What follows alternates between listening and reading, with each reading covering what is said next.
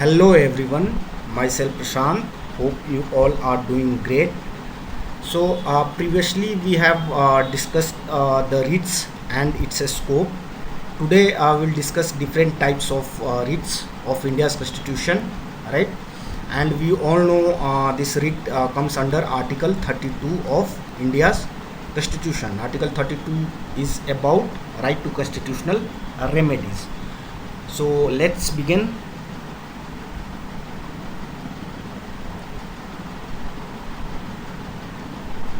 So the first read is habeas corpus. Habeas corpus का मतलब क्या? So it means to have the body of. It says that it is issued by court to person who has detained another person to produce body of the latter before it. So ये habeas corpus जो है किस case में issue होता है court के द्वारा. So it is issued अगर कोई पर्सन एक्स है and that person has been detain by person Y. अगर कोई एक्स पर्सन को कोई वाई पर्सन है वो डिटेन कर लिया है तो उस केस में इशू होता है. कोर्ट ये कहता है कि अगर वाई ने एक्स पर्सन को डिटेन किया है तो उसको कोर्ट के सामने लाना होगा और रीज़न स्टेट करना होगा कि क्यों उस पर्सन को डिटेन किया गया है, राइट. सो लीगल लैंग्वेज में हम किसी पर्सन को बॉडी बोलते हैं कि the body of that person needs to be brought before the court. So ये वही पॉइंट बोल रहा है कि it is issued by court to person who has detained another person to produce body of the latter before it, right. Then it can not be issued against. So जो habeas corpus है ऐसा नहीं है कि वो एक तरह से ब्लैंकेट रिट है, उसमें एक्सेप्शन है. एक्सेप्शंस क्या हैं? एक्सेप्शंस ये हैं कि अगर डिटेंशन लॉफुल है तो उस केस में हेबियस कॉर्पस इशू नहीं हो सकता है. अगर डिटेंशन कानूनी है तो हेबियस कॉर्पस इशू नहीं हो सकता है. अगर डिटेंशन जो है वो कंटेम्प्ट ऑफ लेजिस्लेचर या कोर्ट को लेकर है वहाँ भी हेबियस कॉर्पस इशू नहीं हो सकता है. अगर डिटेंशन कॉम्पिटेंट कोर्ट के ऑर्डर के अकॉर्डिंग हुआ है सो वहाँ भी हेबियस कॉर्पस इशू नहीं हो सकता है. जो चौथा पॉइंट है, अगर डिटेंशन कोर्ट के जुरिस्डिक्शन के बाहर हुआ है, जैसे कोर्ट भी जो है ना, यू कैन नॉट से कि कोर्ट के पास एक ब्लैंकेट जुरिस्डिक्शन होता है, नहीं. अगर मिलिट्री कोर्ट की बात आती है, अगर मार्शल कोर्ट होता है, ठीक है, अगर मार्शल कोर्ट के द्वारा कोई ऑर्डर आता है तो उसको उस केस में कोर्ट का इंटरवेंशन नहीं होता है. सो ये जो लास्ट पॉइंट है वो यही बता रहा है कि अगर डिटेंशन जो है वो कोर्ट के जुरिस्डिक्शन के बाहर हुआ है तो उस केस में हेबियस कॉर्पस इशू नहीं हो सकता है, right. Now let's move to the next slide. Now the जो सेकेंड टाइप ऑफ रिट है वो है मैंडमस, राइट. मैंडमस का मतलब क्या हुआ? It means we command, right. Command मतलब आज्ञा देना या फिर उस टाइप का. So it is issued by court to a public official asking him to perform his official duties that he failed और refuse to perform. So public official, अब public official कोई भी हो सकता है ना. Public official can be from general administration department और revenue department, right, और एजुकेशनल डिपार्टमेंट, राइट, और पुलिस डिपार्टमेंट. सो एडमिनिस्ट्रेटिव डिपार्टमेंट, राइट. सो ये जितने टाइप के डिपार्टमेंट है, अगर इन डिपार्टमेंट में कोई पब्लिक ऑफिशियल है, अगर वो अपना ड्यूटी परफॉर्म नहीं कर रहा है या फिर अपने ड्यूटी को परफॉर्म करने में बोल रहा है कि मैं नहीं करूँगा, सो उस केस में जो मैंडमस है कोर्ट इशू कर सकता है. और यहाँ भी एक्सेप्शन है, it can not be issued against जो निजी व्यक्ति है या फिर कोई निजी संस्था है, प्राइवेट इंडिविजुअल और प्राइवेट बॉडी, वहाँ भी इशू नहीं हो सकता है. कुछ डिपार्टमेंटल इंस्ट्रक्शन होते हैं जिनका कोई कानूनी ताकत नहीं होता है या फिर कानूनी फोर्स नहीं होता है, उस केस में उस डिपार्टमेंटल इंस्ट्रक्शन को इन्फोर्स करने के लिए मैंडमस नहीं इशू हो सकता है. अगर ड्यूटी डिस्क्रिशनरी है, नॉट मैंडेटरी, जैसे होता है ना कि कुछ चीज़ें आपके डिस्क्रिशन में है, आप पे निर्भर करता है कि आपको करते हो या फिर नहीं करते हो। अब जैसे मान लो आप पब्लिक सर्वेंट ही हो, अब कुछ चीज़ें वो डिस्क्रिशनरी है, अगर आप सोच रहे हो कि कुछ एडिशनल करना है कुछ काम, ताकि जो जनरल पब्लिक है उनका ज़्यादा से ज़्यादा भला हो, राइट, तो वो आपके डिस्क्रिशन में, अगर आपको करना है तो करो, अगर आप नहीं करना चाहते हो तो कोई आपको फोर्स नहीं कर सकता है, राइट। तो उस केस में भी मैंडेमस इशू नहीं हो सकता है। अगर नहीं मेरे को करना है, अगर वो मेरे डिस्क्रिशन में, तो मैं नहीं करूँगा, उसके खिलाफ मैंडेमस इशू नहीं हो सकता है, राइट। मैंडेमस अगर मैंडेटरी कुछ चीज़ें हैं तभी इशू हो सकती हैं। जो चौथा पॉइंट है, टू इन्फोर्स कॉन्ट्रैक्चुअल ऑब्लिगेशन, हाँ ये भी है कि कॉन्ट्रैक्चुअल ऑब्लिगेशन के केस में भी मैंडेमस इशू नहीं हो सकता है। मैंडेमस और भी चीज़ें हैं जिनमें इशू नहीं हो सकता है, वो ये हैं कि it can not be issued against president of India और governor, very very important, right, needless to explain. और ये chief justice of high court acting in judicial capacity, इन पर भी ये इशू नहीं हो सकता है। तो ये आपको याद रखने होंगे, ये एक president of India, governor and chief justice of high court acting in judicial capacity. जो थर्ड रीट है, it is very very important. It says और इट मीन्स टू फॉरबिड, मतलब किसी को बाधित करना कोई कार्य करने से। It is issued by higher court to lower court और tribunal to prevent latter from exceeding its jurisdiction. तो यहाँ पे क्या है कि हायर कोर्ट जो है वो लोअर कोर्ट या कोई ट्राइब्यूनल है उसको रोकता है कि आपका एक जुरिस्डिक्शन है, आपका एक दायरा है आपके कार्यशैली को लेकर, आप उस जुरिस्डिक्शन के बाहर जाके कोई ऑर्डर नहीं दे सकते हो, ठीक है। और सभी का एक कार्य का एक क्षेत्राधिकार होता है, ठीक है। वैसे ही न्यायपालिका का भी एक क्षेत्राधिकार है कि आप इन्हीं चीज़ों पर, इन्हीं मसलों पर आप फैसले दे सकते हो, right. So it says that दस, तो ये यही बोलता है कि सो दस unlike mandamus that directs activity, prohibition directs in activity, right. तो आपने देखा कि मैंडेमस जो है, अगर पब्लिक सर्वेंट कोई काम नहीं कर रहा है या फिर कोई काम को करने से मना कर रहा है, तो उस केस में जो कोर्ट है वो इशू मैंडेमस करता है कि भाई आपको करना पड़ेगा, राइट। बट प्रोहिबिशन क्या कहता है, प्रोहिबिशन डायरेक्ट्स ऑफ इनएक्टिविटी। क्यों इनएक्टिविटी, आप देख सकते हो ना, यहाँ पे बोल रहा है जो हायर कोर्ट है वो ये बोल रहा है लोअर कोर्ट या ट्राइब्यूनल को, आपका एक दायरा है, उसी में आप रहकर काम करो। अगर आप वो जुरिस्डिक्शन के बाहर है तो आपको you don't have to take any activity. तो यहाँ पे आप देख रहे हो कि प्रोहिबिशन असक्रियता की बात करता है, बट मैंडेमस जो अभी हमने पहले देखा था जिनमें पब्लिक सर्वेंट को काम करना होता है, वो सक्रियता की बात करता है, राइट। तो ये डिफरेंस है प्रोहिबिशन और मैंडेमस में। और further it says that it can be issued only against judicial and quasi judicial authority.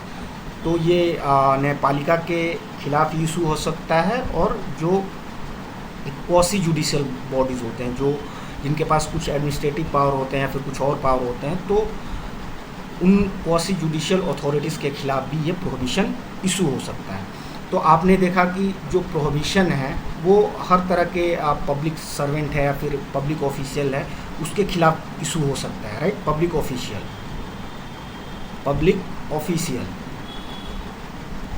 But जो प्रोहिबिशन है वो किसके खिलाफ इशू होगा, judicial and quasi judicial authorities, very very important, quasi judicial authorities, right. ये आपको पता होने चाहिए। Now let's move to the next slide. Now the certiorari, what does certiorari writ means? So it means to be certified or to be informed, right। प्रमाणित करना या फिर सूचना देना, ये कब आता है। So it is issued by higher court to lower court or tribunal either to transfer a case pending with latter to itself or to express order of the latter in the case. इसका मतलब क्या हुआ? इसका ये मतलब हुआ कि जो हायर कोर्ट है वो लोअर कोर्ट या ट्राइब्यूनल को ये बोलता है कि आपके पास अगर कोई केस पेंडिंग है वो केस मुझे दे दो, या फिर उस केस के ऑर्डर को आप वापस ले लो, उस केस के ऑर्डर को वापस ले लो, या फिर उस केस के ऑर्डर को रद्द कर दो। ये क्यों होता है? Obviously there must be reason. अगर इतना बड़ा डिसीजन अगर किसी कोर्ट को लेना पड़े, अपने ऑर्डर को क्वेश करना हो, तो ये इसलिए होता है जब एक्सेस जुरिस्डिक्शन का मामला आता है, जब लैक ऑफ जुरिस्डिक्शन का मामला आता है, और जो तीसरा है error of law. In 3 ground पे कोर्ट को जो एक केस पेंडिंग है वो हायर कोर्ट को देना पड़ता है, या फिर अगर कोई ऑर्डर दिया उसे वापस लेना पड़ता है। तो याद रखना, excess jurisdiction, lack of jurisdiction और एरर ऑफ लॉ। अब यहाँ भी it can be issued only against judicial bodies, quasi judicial bodies and administrative bodies. Very very important. आपने पहले देखा कि मैंडेमस किसके खिलाफ इशू हो सकता है, तो judicial bodies and quasi judicial bodies. But certiorari जो है वो एक और ऐड करता है, वो कौन से बॉडीज़? तो जो ऐड करता है वो एडमिनिस्ट्रेटिव बॉडीज। सो सर्स्योररी के केस में जुडिशियल बॉडीज़ भी है, क्वासी जुडिशियल बॉडीज़ भी है और एडमिनिस्ट्रेटिव बॉडीज़। बट यहीं एडमिनिस्ट्रेटिव बॉडीज़ जो है वो मैंडेमस के केस में नहीं है। Now let's move to the last type of writ which is quo warranto. Please pardon me for the wrong pronunciation if any. Quo warranto means by what authority or warrant, right? किस अधिकार से? Now it says that it is issued by court to inquire into the legality of claim of a person to a public office. Very very important. अगर कोई public servant है या फिर कोई भी ऐसा पर्सन जो पब्लिक ऑफिस होल्ड कर रहा है, तो कोर्ट इंक्वायर कर सकता है कि भाई आप प्रमाणित करें कि आप किस अधिकार से इस पर्टिकुलर पोजीशन या इस पर्टिकुलर पब्लिक ऑफिस को होल्ड कर रहे हो। It can be issued against substantive public office which is permanent in nature. एक पब्लिक ऑफिस जो है जो कि परमानेंट नेचर का है, उसी के खिलाफ ये इशू हो सकता है, राइट? टेम्प्रोरी नहीं, परमानेंट। इट इज़ क्लियरली स्टेटिंग कि अगर कोई पब्लिक ऑफिस है जो परमानेंट नेचर का है, not temporary. Then it further says that it can not be issued against ministerial office और private office. Very very important. अगर कोई मिनिस्ट्रियल ऑफिस है, कोई मंत्रालय दफ्तर है या फिर कोई निजी दफ्तर है, उसके खिलाफ ये इशू नहीं हो सकता है। एग्जाम्स में क्वेश्चन पूछे जाते हैं कि quo warranto can be issued against ministerial office and public office as well. तो ये स्टेटमेंट जो है ये गलत है। यहाँ पे क्लियरली मेंशन है कि कैन नॉट इशूड। और ये किसके खिलाफ इशू हो सकता है? तो ये उन ऑफिस के खिलाफ इशू हो सकता है, उन पब्लिक ऑफिस के खिलाफ जो कि परमानेंट नेचर के हैं। यहाँ पे एक इम्पॉर्टेंट चीज़ है जो नोट करने लायक है, वो ये है कि unlike other 4 writs this can be sought by an interested person, not necessarily by aggrieved person. Very very important. जैसे हमने अभी तक जितने भी रीट देखे, चाहे वो हेबियस कॉर्पस हो, HC फॉर हेबियस कॉर्पस, चाहे वो प्रोहिबिशन हो, राइट, चाहे वो मैंडमस हो, राइट, चाहे वो मैंडमस हो, चाहे वो सर्सियररी हो, सर्सियोररी हो, ये जितने भी रीट्स हैं ना, ये जो अफेक्टेड पर्सन है, जो प्रभावित व्यक्ति हैं, जो पीड़ित व्यक्ति हैं या फिर जो प्रभावित व्यक्ति हैं, वहीं इन रीट के लिए कोर्ट में जा सकते हैं, राइट। पीड़ित या प्रभावित व्यक्ति, जो जिन पे कोई प्रभाव पड़ा है, राइट, जो प्रभावित व्यक्ति। सो ये जो 4 रीट्स हैं, जो एग्रीव्ड पर्सन है, चाहे पीड़ित हो चाहे प्रभावित व्यक्ति हो, वहीं इन चारों रीट्स के लिए जा सकते हैं। बट क्यू वारंटो के केस में क्या है कि कोई भी जा सकता है। जैसे अगर मैं ही हूँ, अगर if I have the interest, अगर मेरे को जानना है कि अगर कोई पर्टिकुलर पर्सन है जो कि एक पब्लिक ऑफिस होल्ड कर रहा है, जो कि परमानेंट नेचर का है, और मेरे को जानना है कि भाई वो कैसे उस पोजीशन पे है, राइट, तो मैं इस रीट के लिए आप जा सकते हो, राइट। कोई डिपार्टमेंट जा सकता है, अगर उसको लग रहा है कि कोई पर्टिकुलर पब्लिक ऑफिशियल कोई पोजीशन होल्ड कर रहा है, तो अगर कोई डिपार्टमेंट है या फिर कोई उस डिपार्टमेंट में उसको जानना है कि भाई क्यों कैसे ये होल्ड कर रहा है, अगर उसको डाउट है तो वो उस केस में कोर्ट जा सकता है और वो वारंटो जो रिट है उसके लिए अपील फाइल कर सकता है, राइट, उसके लिए वो फाइल कर सकता है वो क्यो वारंटो के लिए। तो ये है, ये जानना आपको जरूरी है कि quo warranto is the only writ which can be sought, right, which can be sought by an by an interested person as well, not necessarily by aggrieved person।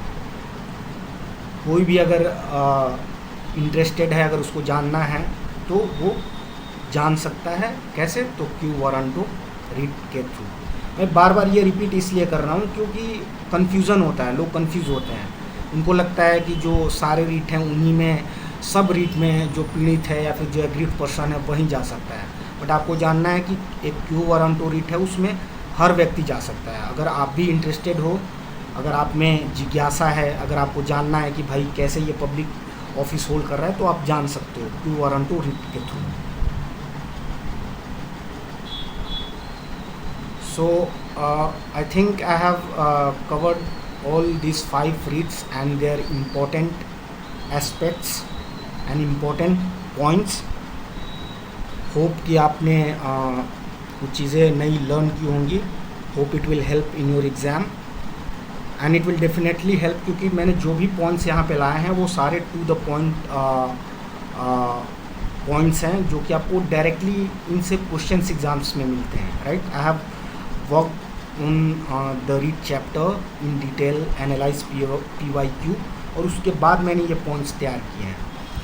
So please read it, please learn it carefully, and thank you so much, thank you for your time.